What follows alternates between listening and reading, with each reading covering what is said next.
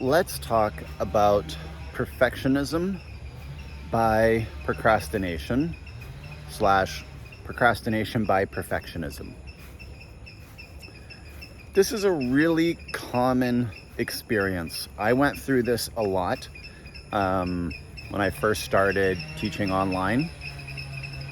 And I hear of a lot of other, let me try and get my focus a little better here. I hear of a lot of other teachers going through this, right? Oh, if I just tweak my website picture, then the students will come flowing in. If I just, fix this one thing that nobody sees, then everything will be perfect. I can't do this yet because, I don't have enough followers, or I don't have enough posts, or whatever.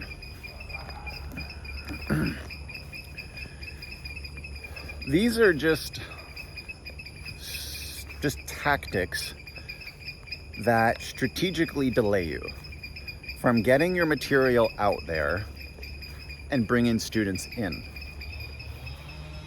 One thing I hear people say is, well, I need a website before I sell something. No, you don't. All you need is you don't even need a checkout page. I like having checkout pages, but technically you don't even need a checkout page to sell something. In fact, the coach that I hired, I saw some of his posts on his personal profile, and admittedly, we were colleagues back in the day when I lived in Toronto. So I knew of him, but I'd seen part of his journey on social and stuff, right? So anyways, I knew he was into business, and we were, I'd see his posts and I'd make a few comments. And then he reached out to me and he was like, hey man, you want to have a chat about this coaching program I got coming up? And I said, yeah, sure. So we're talking about it, and I know the process I'm going through, right? I sell people on coaching and mindset work and coursework and stuff. So I know the process. And he takes me all the way through. He makes a sale that's a few $1,000s. Doesn't have a website. Doesn't have a checkout page. Super beta, early level in the program. And yeah, I went ahead and did it. Okay. And I know other people who've done this too. Myself, I actually had the domain for my website, but I didn't have home align432yoga.com domain, web page up until very, very recently. I had done in the 5 figures of sales before I even thought, yeah, maybe now's a good time to put out a website. But I just have it just to have it in case somebody clicks it in the bottom of an email or something. It's not really that important. It's just like a collection of other things, other pages I'm already giving out to other people. So my point is, don't procrastinate thinking that everything needs to be perfect. It doesn't. Let me give you another example. My coach and I, we were talking about, building up this YouTube and getting that going as a channel. And he's like, dude, just go direct to camera, right? Which is me holding the camera, facing it. And just make it raw. Just do your thing. Just get yourself out there, see what's working. And then once you actually get some data, you can start refining your process in terms of video making and intros and structure and time and editing, and right? So what I've been doing recently is overcoming this temptation to try and make my videos perfect. I just come outside in the yard with the tripod, turn the selfie camera on, record, and then upload it straight to YouTube. Ultra simple. And the idea is just to get material out and see how it responds, see how the data looks, and then start making some decisions. And this is a different approach than what most yoga teachers take, because they're afraid of being on camera, right? What do I look like? What are people gonna think of me? I'm doing a selfie video. I must be like all those influencers who are so self-absorbed that they'll check on themselves every time they see a reflection, you know? A lot of like fear projection comes up around being on camera, being on social. But like I enjoy saying, your message isn't dependent on the medium, right? So you don't have to write or make a video or do a TV show or whatever, write a book to deliver your message effectively. Your tribe will understand your message no matter where you put it. So, you know, the delaying of teachers doing stuff because they don't feel like it is a huge thing, especially for yoga teachers. Because for yoga teachers,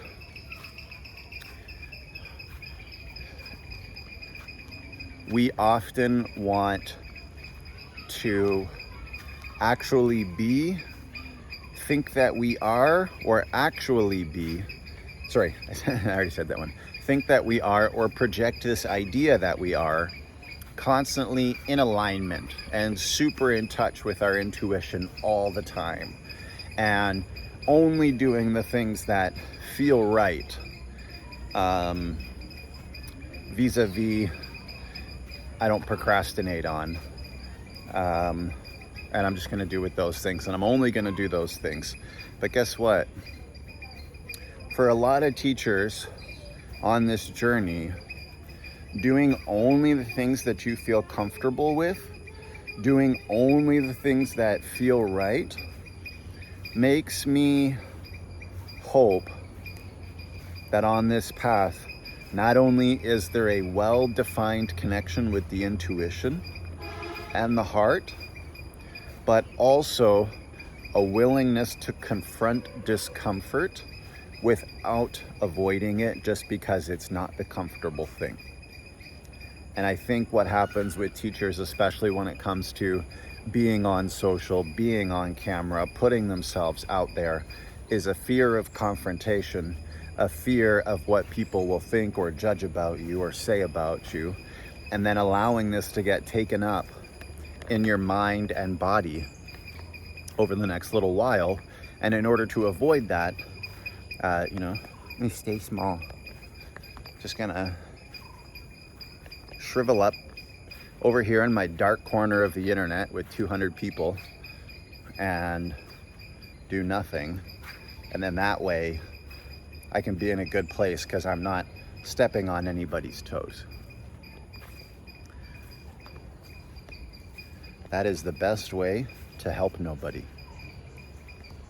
Yeah, you're gonna put yourself out there. It's gonna be uncomfortable, right?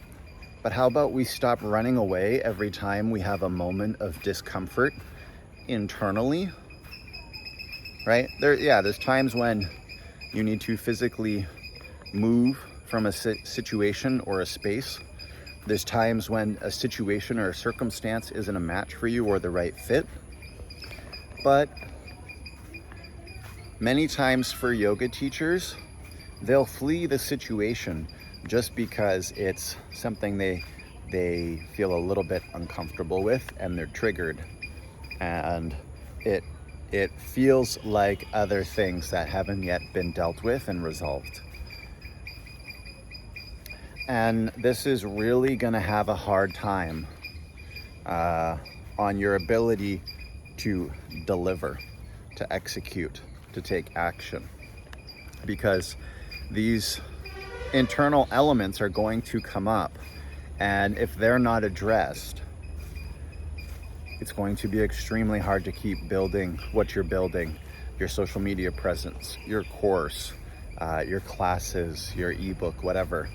Because at some point you're going to be worried about what other people are thinking. You're going to have doubts, right? You're going to have avoidance and procrastination, right? And I'm not sitting here like I got this perfect. I don't, right? There are things on my desk right now that I've been avoiding for weeks, partially because, you know, my schedule with my family's been crazy. There's been a lot of health recoveries happening, and you know, I have a lot of responsibility to take care of a lot of things. So, you know, my business has been running by itself, but there's things still on my plate that, you know I need to deal with, but I just haven't been diving into. So this is something that, you know, it's not like you do it once, right? You overcome that fear of that procrastination or that fear or those doubts, and then it just never happens again, right? And you just get, there's kind of like this balance where you're like, oh, okay, this is my fear. This is my discomfort arising. This is my procrastination, right? What you have to learn how to do, especially because even though you overcome some of those things, you're also growing at the same time, right? You're growing and you're decreasing your triggers and your childhood holdups or issues or traumas. And it's like, okay, you've resolved some of those, right? The surface level ones, but as you grow and you clear some of those up, you also grow your business, which means that you're also doing new things, which means you're also going to trigger some of those deeper triggers, you know? It's crazy.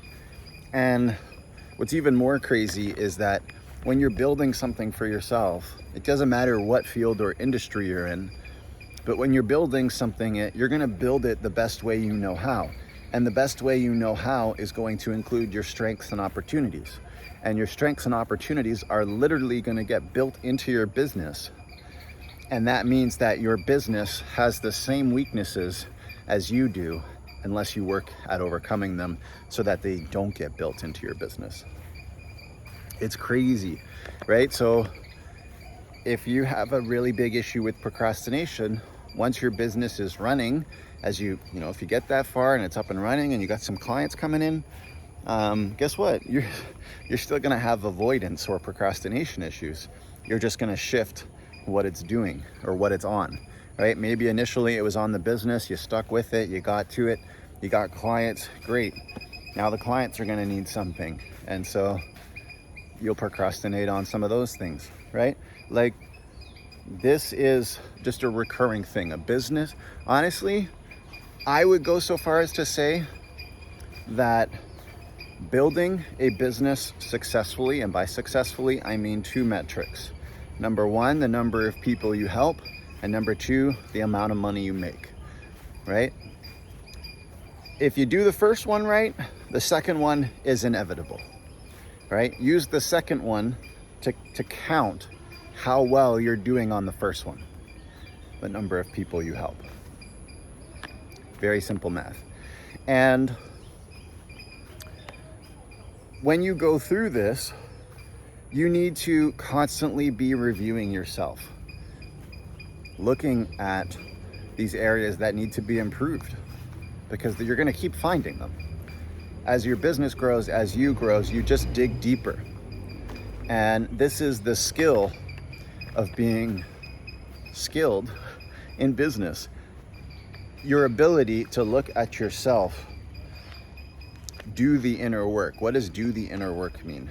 It means intentionally going to the triggers that you have, if you are conscious of them, or reflecting on times that you are conscious that your triggers were triggered, or sitting down, looking at your current habits, like what kind of things do you avoid? When do you get angry? When do you lose your state of calm? What does it take to get you in a state of calm or tranquility? Where do you struggle with your spiritual, personal, fitness, romantic, financial, emotional, educational parts of your life? Reflecting on those and then saying, okay, where are these coming from? Why do I avoid paying my bills? And then think back over your life and try to find experiences that may associate you not being comfortable doing that. Probably seeing your parents in that same situation, or how they talked about bills, or how they talked about purchasing something, right? Because the emotions that they have when a little kid asks for something, whether they have the money or not, if they lose their emotions, that's going to indirectly and directly communicate to the kid that when we are purchasing things, we get emotional and we get angry about it because it's uncomfortable, or we don't have enough money, or whatever, right? And the entrepreneur has to be willing to face those things. There are going to be times in your business when you are short on money and you don't have the knowledge that on such and such a date you should make approximately this amount of dollars because you've worked this many hours, right? And I think that's one of the reasons why a lot of people procrastinate doing stuff in business or doing sales, because they're trying to be perfect and be like, oh, I know I can make this much then. I know I can bring on this student then. And at the beginning, you can't. You can't do that at the beginning. Later on, maybe there are ways you can set it up. Like if you have, people on subscription, you can see like, okay, I'm gonna make this much in subscription revenue in the next few months. You can look at other metrics. This isn't a video about that, but procrastination and trying to be perfect are going to always be there. My point is, right, just like now, there's that train video. I was trying to get out here before the trains. There's all these chipmunks, right? Earlier in the video, there's a chainsaw. There is always going to be something. This was my main point when I started. There is always going to be something. You are never going to get away from having things to do, or having things that you want to avoid, or things that you feel make something imperfect. A post, a caption, a web page, a court. There's always going to be something. Just learn to be okay with it. Get over it and keep doing the stuff you need to be doing, because you have a bigger mission than just this little object, right? This is when you look at your vision and you say, okay, I'm going to get over this little action that I'm avoiding or afraid of, because I had to do this bigger mission. Simple as that. All right, I'll see you in the next video.